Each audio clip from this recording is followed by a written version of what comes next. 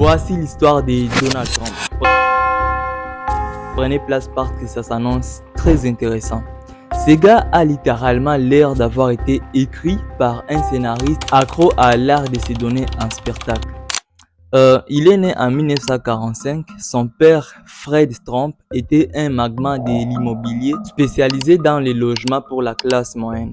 Autrement dit, Trump n'a pas commencé du bas-fond de la société, mais avec un chèque à la main. D'ailleurs, lui-même, il avait dit que son père lui avait prêté un petit 1 million de dollars à ses débuts. Un petit. Ce qui en dit long sur sa vision de l'argent et de la réalité à cette époque-là. Contrairement à moi qui vois 1 million de dollars comme une somme colossale. Dans sa jeunesse, il avait développé une mentalité très simple. Le monde est un jungle où il y a seulement les gagnants et les perdants. Il n'y a pas d'amis dans la vie, il y a seulement des gens qui ont les mêmes intérêts que soi.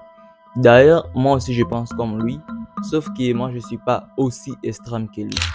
Après ses études à Wharton, il entre dans les affaires familiales.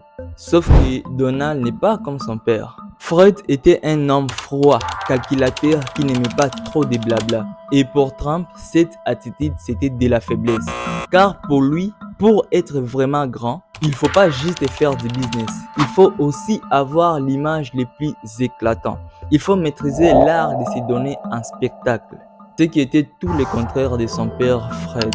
D'ailleurs, c'est ce qui va aussi les permettre à surpasser son père. Alors, vers les années 70, Trump trouvait que New York était trop petit pour lui. Du coup, en 1971, à ses 30 ans, Trump prit la décision de s'attaquer à Manhattan. C'était la ville montante de cette époque-là, la ville où Trump va subir sa première défaite.